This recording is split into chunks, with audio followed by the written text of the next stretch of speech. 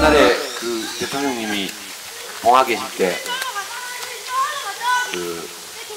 제가 4월달 돌아가시기 한 달 전에 찾아뵀을 때 정치의 목적이 뭐냐 그렇게 말씀하시면서 보통 사람들의 그런 단란한 그런 소박한 행복을 지켜주려고 정치를 하는 거 아니냐. 근데 정치하는 사람들은 지 행복은 어디 갔냐 그렇게 말씀하신 적이 있어요. 근데 저는 정치할 때도 일주일에 하루는 홈데이로 정해가지고 꼭 쉬었거든요. 그래도 하다 보면 약간 그런 느낌이 들 때가 있었어요. 그렇긴 했는데 그 생각이 많이 나는 시기입니다. 국가와 뭐 정치하는 사람들이 그거 안 해주면 좀 알아서 그걸 해야 되겠죠, 우리가. 그래서 시민광장 우리 회원님들은 꼭 세상이 좋아야, 세상이 좋으면 또 개인적인 행복, 이런 보람 이런 거를 찾기가 더 쉬울 텐데, 그렇지 않을 때라도 자기가 알아서 자기 삶은 또 챙겨나가는 그런 게 되게 중요하다는 생각이 들어요. 앞으로 4년 동안 좋아질 일이 별로 없거든요. 네, 이렇게 그래서 이 4년 동안 자기 삶의 어떤 기본을 잘 지켜나가는 게 되게 중요한 그런 우리들의 과제가 되지 않나 그렇게 생각하고요. 4년 후에는 바뀔 거예요. 내가 진짜 점쟁이는 아니지만 그게 그 전에 한 10년 정도 이렇게 저희 진보 정부 이렇게 겪다 보니까 뭐 다 좋은 것만 있는 거 아니니까 좋은 거는 작아 보이고 좀 안 좋은 거는 되게 커 보여서 이 사람들이 이제 딴 거 선택을 했고, 선택을 5년 만에 또 바꾸려니까 좀 5년 전 선택이 좀 민망하기도 하고 이러니까 한 번 더 걸어보는 식으로 또 선택을 하고 이렇게 10년 가는 거 아닌가 싶어요. 근데 요새 여권에서는 김무성 씨가 1등이더라고요. 예를 들어서 그 대통령 후보 지지도가. 그러니까 완전 이제 우리는 굉장히 행복한 거예요. 김무성 씨가 대통령 후보가 되면. 좀 걱정인데 저 비밀 유출 혐의로 감옥 가버리면 대통령 출마도 못하게 될 거거든요. 어떡하나 검찰에서 봐주겠지 그렇게 지금 생각하고 있습니다. 김무성 씨가 꼭 대통령 후보가 됐으면 좋겠다는 생각을 한편으로 좀 하고, 그리고 이제 이쪽은 뭐 지금 뭐 안철수 씨, 문재인 의원, 안철수 의원, 문재인 의원, 박원순 시장 이렇게 빅3가 형성이 되어 있기 때문에 이 빅3가 어떻게 경쟁하면서 또 협력하고 하느냐에 따라서 달라질 수 있을 것 같아요. 근데 워낙 지금 이제 공안 통치식으로 가고 있어서 어쨌든 손잡고 바꿔봐라라는 압력이 무지무지 커질 거기 때문에 앞으로 4년 동안 괜찮지 않나 싶어서 4년 정도는 또 이렇게 자기 삶의 기본들을 잘 지켜나가시고 그 뒤에 또 상황이 좀 괜찮아지면 또 자기 삶의 기본을 지켜나가고 우리가 할 일은 그런 것 같아요. 이 4년 동안에 우리 이제 시민광장은 진짜 이제 시민들의 모임이니까 아직은 좀 우리가 뭐라고 하기가 좀 그런데 이제 좀 시간이 지나면 우리들이 시민들의 모임으로서 이제 공동체를 위해서 해야 될 구체적인 일들 이런 것들이 이제 손에 잡히는 시기가 올 거라고 저는 생각을 해요. 그런 점을 좀 말씀을 드리고 오늘 되게 즐겁게 노시고요. 이제 제가 요새 시사평론을 안 하는데 하도 말하기도 그런 사건들이어서 아예 이제 입 다물고 이렇게 있는데 되게 재밌는 주제가 하나 있는 것 같아요. 그러니까 오늘 아침 신문에도 보니까 한겨레 경향 다 한국판 메카시즘 뭐 박근혜 대통령 왜 이러나 이런 기사들을 많이 내는데 유신부활 뭐 그런 얘기 하니까 그럼 우리나라가 독재란 말이냐 이러면서 이제 새누리당에서 막 화를 내잖아요. 근데 그 문제에 관해서는 좀 판단의 기준 같은 거를 좀 설정을 해야 되겠다 싶어서 조만간 그 문제로 글을 하나 써야 되나 그렇게 좀 고민을 하는 중이에요. 독재는 사실 두 가지로 이루어져 있거든요. 하나는 구조, 독재적인 구조가 있고요. 또 하나는 독재적인 행태가 있어요. 그래서 체제로서의 독재가 있고 행태로서의 독재가 있는데, 그러니까 박정희 대통령을 예를 들면 이제 첫 번째 민선 대통령이 된 1963년도 63년도에 첫 민선 대통령이 되고부터 72년도 10월 유신을 하기 전까지 그때는 대한민국은 구조는 민주주의였고요. 그러니까 그 어떤 의미냐면 대중이 국민들이 마음만 먹으면 합법적이고 평화적으로 권력을 교체할 수 있는 가능성 그게 열려 있었어요. 그때는. 박정희가 뭐 군 부정선거라든가 뭐 관권 동원이나 이런 걸로 해서 했지만 그래도 다수 국민이 딱 마음먹으면 바꿀 수 있는 제도가 열려 있었기 때문에 그때는 이제 한국은 구조는 민주주의고 다만 그 민주주의 구조 위에서 그거를 제대로 운영을 안 하고 독재적 행태를 한 거죠. 그 구조를 무력화시키는. 그러니까 박정희 씨는 독재자 맞아요. 대한민국은 민주주의 국가지만 박정희 대통령은 독재자였죠. 근데 유신 체제라는 건 어떤 거냐면 아예 대중들이 어떤 마음을 먹어도 길거리 나가서 힘으로 싸우지 않는 한은 통일주체 국민회의 뭐 그런 자기 쫄개들 모아놓고 대통령 뽑는 거기 때문에 바꿀 수 있는 가능성이 없었어요. 그러니까 그 이제 구조 자체가 독재가 된 거예요. 그러니까 어떤 체제가 독재자 아니냐는 다수 대중이 마음먹었을 때 평화적 합법적으로 권력을 교체할 수 있냐 없냐가 판단 기준이고요. 그런 점에서 보면 한국은 민주주의 나라죠. 지금도 구조는 민주주의예요. 그러니까 상권 분립도 구조적으로 다 살아 있어요. 그러니까 뭐 정교조 아웃시켰는데 법원에서 가처분 신청을 받아준다든가 뭐 이번에 대화록 정영균 비서관하고 뭐 백종천 실장하고 기소를 했는데 법원에서 무죄 선고를 한다든가 이런 식으로 할 수 있는 게 살아있죠. 지금. 그러니까 이제 한국은 민주주의 국가예요. 근데 박근혜 대통령은 독재적 행태를 하고 있죠. 지금. 독재적 행태를 하고 있는 건 분명한 것 같아요. 아직 뭐 독재자다 그렇게 얘기한 게 합당한지 여부는 각자의 판단에 좀 달렸겠지만 박근혜 대통령이 지난 한 10개월 동안 8개월 동안 9개월 됐는데 9개월 동안 독재적 행태를 보인 것은 분명한 사실인 것 같아요. 그러니까 민주주의 구조 위에서 권력자가 독재적 행태를 하고 있는 거죠. 그래서 이제 사람들이 지금 밀란 날라 뭐 그런 얘기도 일부 있는데 왜 안 나냐 하면 구조를 손을 대고 있지는 않거든요. 기껏해야 인사권을 통해서 엉뚱한 사람들을 갖다 놓고 그럼 있는 법조항을 오남용해가지고 그런 민주주의의 기본 원칙을 훼손 안 된다. 이런 식의 독재적 행태를 보이고 있는 거예요. 근데 이 독재적 행태가 계속되다가 드디어 구조를 손대는 수준으로 가게 되면 그게 이제 10월 유신 같은 게 그런 거예요. 박정희 대통령이 독재적 행태만으로는 이게 안심이 안 되니까 왜냐하면 71년 대선 때 아슬아슬하게 이겼단 말이에요. 90만 표 차이로 부정선거를 하고도 그러니까 구조 자체를 바꾸는 쪽으로 권력을 행사했으니까 체제 자체를 독재로 만든 거죠. 지금 박근혜 씨가 어디까지 할 수 있을까 이렇게 보면 지금은 독재적 행태만 보이고 있는데 이 독재적 행태가 구조하고 민주적 구조하고 마찰이 하면서 지금 마음대로 안 돼요. 아니, 사람 하나 자기 마음대로 못 잡아가두는 거예요. 그러니까 자기 아버지 하던 식으로 하면 뭐 마음에 안 드는 칼럼 쓰고 이런 사람은 밤에 잡아다가 지하실에 달아매고 이렇게 해야 되는데 그걸 못하니까 이 민주적 구조와 독재적 행태 사이에 마찰이 계속 일어나고 있어요.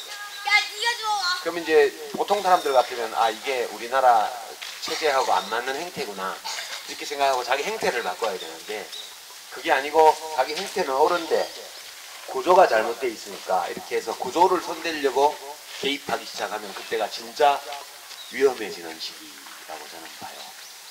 그러니까 저는 이제 지금은 독재 체제로 간 건 아니지만 대한민국은 민주주의 국가인데 그 민주주의 국가에서 민주적으로 선출된 대통령이 헌법에 어긋나는 독재적 행태를 광범위하게 보이고 있는 국면이라고 저는 생각을 합니다. 근데 이제 이런 국면에서는 의견 표명하고 그렇게 하면 돼요, 그냥. 그리고 이제 언제든지 바꿀 수 있는 가능성이 열려있기 때문에 사람들하고 이야기하고 우리가 아주 합법적이고 평화적으로 헌법과 법률이 우리에게 부여한 권리를 가지고 자기 의견을 표명을 하고 또 내년 뭐 지방선거부터 선거가 있으면 자기 유권자로서 또 투표하고 그거 비판할 거 비판하고 그렇게 하면 되고요. 근데 만약 구조를 손대는 국면으로 가게 되면 이거는 이제 가만히 있으면 안 되는 그런 생각이 많이 들어요. 이제 앞으로 무슨 짓을 더 할지 모르겠는데 하여튼 좀 잘 지켜봐야 되는 때가 아닌가. 분명한 거는 지금 정부는 박근혜 대통령과 박근혜 정부는 또 새누리당 포함해서 민주적 헌법과 민주적 사회구조, 민주적 정치구조 위에서 독재적 행태를 일삼고 있다. 그래서 지난 1년 가까운 세월 동안 국정 운영은 한 게 거의 없고 오로지 이제 편가르고 이념 전쟁 벌이고 그리고 자기 마음에 안 드는 사람들을 법의 보호 밖으로 내쫓고 뭐 이런 쪽 일만 9개월 동안 해온 거예요. 아직은 집권 초기라 국민들도 지켜보는 형편이지만 지난번 대선 때 박근혜 씨에게 표를 줬던 유권자 1,500 몇십만 명 중에 10%, 그러니까 150만 명, 100만 명 정도만 돌았으면 정권이 바뀌는 거예요. 그런 점을 생각을 하면서 우리가 일상적으로 그냥 자기 생활 공간 안에서 자기 삶의 기본을 지키면서 그렇게 해나가면 될 것 같고요. 이제 우리 사회가 보면 저는 최근 이제 현대사 책을 계속 작업을 하고 있는데 되게 재밌는 현상이 많아요. 제가 지금 하는 작업은 1959년 제가 태어난 해, 그때 대한민국을 딱 횡으로 잘라서 그 당시 한국 사회가 어떤 사회였는지를 횡단면을 이렇게 보고 2013년을 딱 잘라가지고 대한민국이 또 2013년에 어떤 사회인가를 횡단면을 보고 둘 사이의 차이가 뭔지를 좀 확인을 하고 그리고 이 둘 사이의 중대한 차이를 가져오게 된 요인, 동력, 힘, 과정 이런 것들을 쭉 살펴보는 작업이에요. 지금 그걸 살펴보고 나면 그러면 앞으로 어떤 일들이 진행될 건지에 대해서 예측도 좀 할 수 있기 때문에 이 싸움이 앞으로 4년간 계속 역사를 둘러싼 전쟁이 계속될 거라서 조금 우리 입장이라기보다는 최대한 객관적으로 한번 이 변화를 되짚어보고 앞으로 일어나게 될 변화를 좀 전망해보고 그에 맞게 이제 시민들 각자가 어떤 판단과 어떤 행동을 해야 될 것인지를 좀 이렇게 생각해보는 그런 기회로 될 수 있는 책을 하나 작업하는 중인데요. 최근 통계를 이렇게 보니까 전 현직 대통령에 대한 선호도 조사 통계, 리서치뷰에서 정기적으로 하는데 제가 봄에 한 거랑 4월에 한 거랑 10월에 한 거를 비교를 한번 해봤어요. 그 신문기사 보신 적 있죠? 그냥 우리 재단에서 노무현 대통령이 선호도 1등이다. 그거 이렇게 보도자료 만들어내고 내용을 들여다보면 되게 재밌어요. 그 4월에 조사를 보니까 그때는 7명을 했더라고요. 현직 대통령은 빼고. 왜냐하면 박근혜 대통령 취임 초기였기 때문에 역대 대통령 7명을 넣고 선호도 조사를 했는데 노무현 대통령이 1등, 근소한 격차로 박정희 대통령이 2등, 그 다음에 그 한 절반 수준으로 김대중 대통령이 3등, 그 다음 나머지 이제 이승만, 노태우, 김영삼, 또 전두환, 뭐 이런 사람들은 거의 안 나와요. 이명박까지. 거의 잡통령 수준. 근데 이제 이 중에 저는 노태우 대통령이 좀 부당하게 굉장히 박한 평가를 받고 있다. 그렇게 개인적으로는 판단을 해요. 특히 이번 책 쓰면서 제가 말씀을 드렸지만 88년도부터 시작해서 77선언부터 시작해서 한 5년 내내 지속되었던 북방외교, 그리고 이제 대북 평화공존 정책 이런 것들은 박철원 씨가 중심이 되어서 이 책은 안 썼지만 그 사람은 공식 직책을 가지고 한 게 아니라 제가 안 썼는데 그때 이홍구 통일부 총리, 임동원 통일부 차관 이런 분들이 중심이 되어서 확고하게 정권 차원의 결단을 해가지고 남북기본합의서까지 갔던 거거든요. 그 점에 대해서는 평가를 해야 되고 또 북방외교라 그래서 그때 중국, 동유럽, 소련하고 다 수교를 했는데 본드론 빼이고 이렇게 했죠. 고르바초프한테. 그렇긴 했지만 그때 수교를 해서 지금 이제 중국이 우리 제1 무역 파트너고 우리 이제 우파적 용어로 하면 대한민국 경제 영토를 지구촌 전체로 확대한 공적이 있는 대통령이거든요. 너무 박하게 진보 쪽에서 박하게 평가하는 건 그렇다 치더라도 보수 쪽에서도 왜 그렇게 박하게 평가를 하는지 저는 잘 모르겠어요.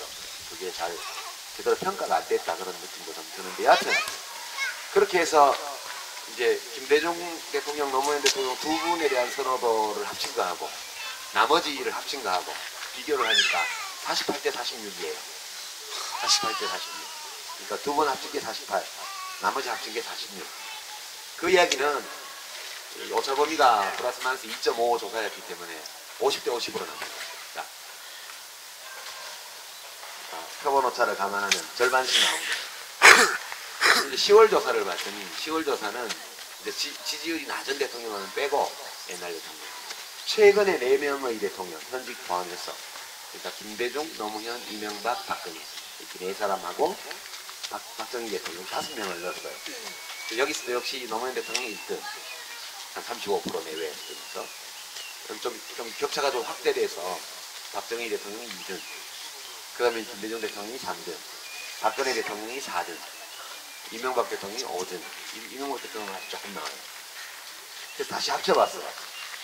김대중 노무현을 합치고 또 나머지 3사람을 합쳐보니까 그것도 역시 한 48대 45? 이쪽이 좀 우리 쪽이 좀 많죠. 근데 그것도 플러스 마이너스 3%짜리 조사여서 오차범위 안에 있는 거라서 50대 50이에요. 이번 대통령 선거도 51점 몇 대 48이니까 네, 그거는 이제 투표라서 여론조사하고는 다르지만 거의 비슷한 거예요. 근데 결국은 지금 한국 사회가 어떻게 나눠져 있냐 하면 전직 대통령에 대한 선호도를 기준으로 두 진영으로 딱 나눠져 있는 거예요. 어느 쪽이 우위에 있다고, 안정적 우위에 있다고 말할 수 없을 정도로 가파르게 그렇게 나와 있고, 이 전직 대통령 선호도 조사하고 대통령 선거 득표율하고 비교를 해봐도 거의 똑같아요. 그러니까 40대까지는 이쪽이 우세, 50대 이상은 저쪽이 우세, 60대 이상은 압도적인 우세, 박분여의 압도적인 우세. 30대 이하에서는 김대중 대통령 넘은 김노 이 두 분의 압도적 우세. 딱 세대별로 쫙 갈라져 있더라고요. 이게 두 진영인데 이게 단순히 정치적으로만 나눠져 있는 게 아니더라고요. 거의 모든 이슈에서 그렇게 나눠져 있어요. 저는 이거를 세계관의 대립 또는 철학적, 문화적 진영이라고 판단을 해요.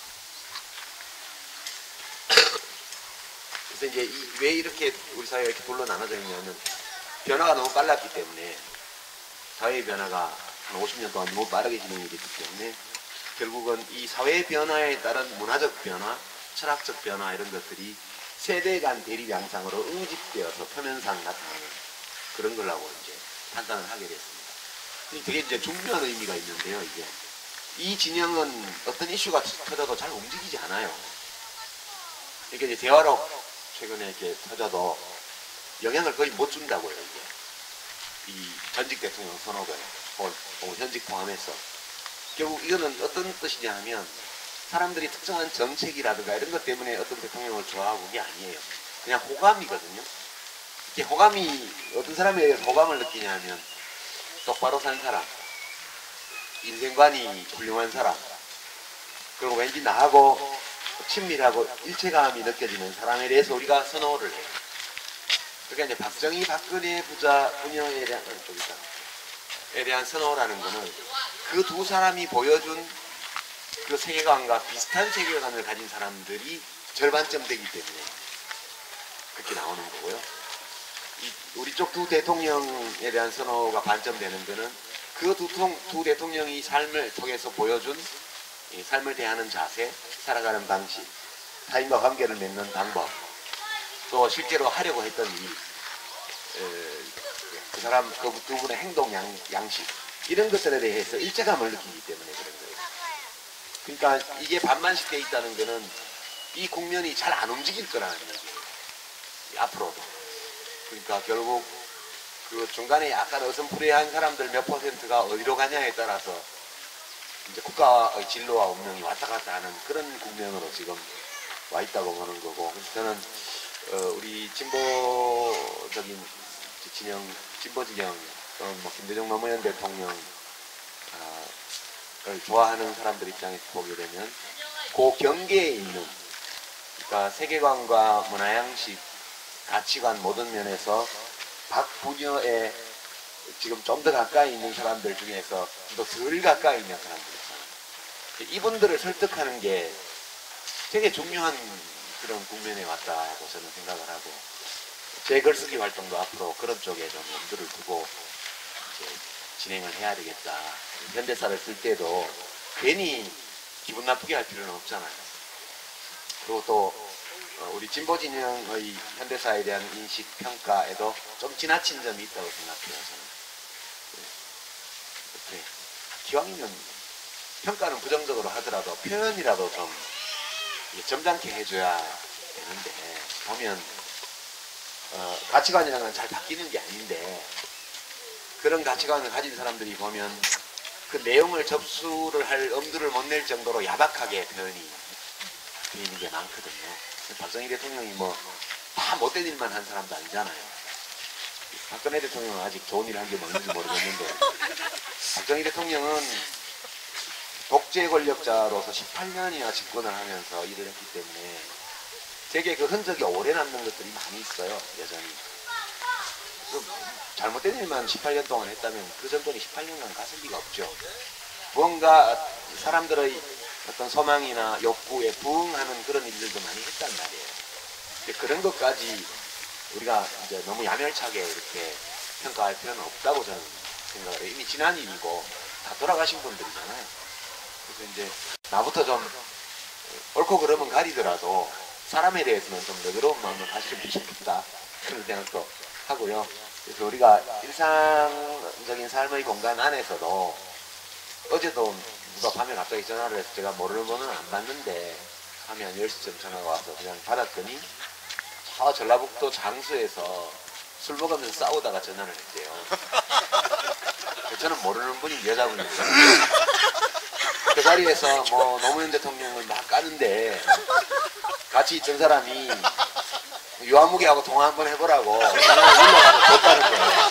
그 사람이 누군지는 모르겠어요. 그러니까 일상적 생활 공간은 그런 일들이 굉장히 많이 있거든요. 그게 되게 중요한 것 같아요. 그래서 이 진영이 유권자가 40만 명이면 2천만 명씩 나눠져 있는 진영이거든요. 누구 어떤 한 사람이 이걸 움직일 수가 없어요. 정말 이 변화라는 것은 눈에 보이지 않는 속도로 모든 곳에서 야금야금 일어나는 변화거든요. 그런 노력을 좀 하면 좋겠다. 우리끼리 즐겁게 놀고 밖에 나가면 또 그렇게 하고 대화록 관련해서는 속이 되게 상하시죠. 보면 보도나 이런 거 보면 되게 속이 상하지만 그래도 괜찮아요. 그게 어차피 50대 50으로 나눠있는 쪽에서 저쪽 50%한테 다 접수되고 있는 게 아니에요. 지금 이쪽 50%는 전혀 접수 안 하고 있고 검찰 발표나 이런 거를 저쪽 50% 중에서도 좀 이건 아니지 않나? 그런 생각을 하는 분들이 한 3분의 1은 되는 것 같아요. 그러니까 지금 NLL 포기했다는 대답이 한 25%잖아요. 거기는 어떻게 할 수가 없어요. 그리고 50 중에서 또 한 25는 약간 긴가민가 하고 있단 말이에요. 지금 또 그 중에 일부는 이건 대화로 공개도 잘못된 거고 해서는 안 될 내용이었고 또 NLL 포기한 것 같지도 않단 말이야. 이런 인식을 가진 분들이 꽤 또 되거든요. 그러니까 결국 이런 모든 과정을 통해서 사람들의 생각이 조금씩 변해가는 거기 때문에 너무 속상해 하시지 말고요. 저도 혼자 있을 때는 막 하죠. 혼자서 이건 또 무슨 개소리야 이러면서 그렇게 하긴 하는데 혼자서 그렇게 하는 건 좋은데 뭐 너무 그렇게 그 스트레스 푸는 차원에서 하는 거 말고 진짜로 스트레스를 받지 마시고 어차피 진짜 이 바람에 날리는 먼지 같은 거예요. 검찰 발표 같은 거는 어차피 법정에 가면 뭐 불구속 기소된 백정순 실장님이랑 전현준 비서관님이나 이런 분들은 그게 법리상 성립이 안 되는 기소이기 때문에 어차피 시간이 지나면 밝혀지는 거고 그때까지 그냥 저쪽에서는 시간 버는 거거든요. 조중동에 제목 제공하기 위해서 하는 거기 때문에 그래서 사람들이 다 바뀌진 않을 거지만 그래도 일부가 바뀌어 나갈 거다 그렇게 생각하고 여기도 이제 40대들 많으시죠. 50대도 있으신지도 모르겠는데 제가 50대 중반인데 지금 40대들 50대들이 앞으로 세월이 가는 동안 이 한 연령당 막 80만 명씩 돼요. 우리가 1959년생이 지금 78만 명이에요. 아직 살아있는 사람이 68년생들은 지금 한 85만 명 이렇게 살아있거든요. 제가 인구 데이터를 보니까. 그리고 이제 지금 새로 이제 그 유권자청에 진입하는 19살짜리들은 60만 명밖에 안 된다고요. 지금 좀 더 가면 이제 45만 명으로 내려가요. 1990년대 중반 이후 출생자들 지나가면 이제는 한 해에 46만 명 태어났으니까 45만 명 내외밖에 진입을 안 해요. 그렇게 되기 때문에 우리가 50대층이 굉장히 두터운 지금 인구 구조로 가고 있어서 이 연령대에서 어느 쪽이 더 많은 좀 어느 진영에 속하는 사람이 더 많냐에 따라서 한국 사회의 진로가 결정되는 거니까 그런 점에서 좀 여유를 가지고 웃어가면서 슬슬 웃어가면서 그렇게 대응을 하셨으면 좋겠어요. 너무 속상해 하시지 말라. 아무리 저렇게 퍼부어도 우리 대통령님은 한두 해, 뭐 한두 가지 가지고 저 사람들이 한 게 아닌 상황에서도 지금 전현직 대통령 선호도 1등이잖아요.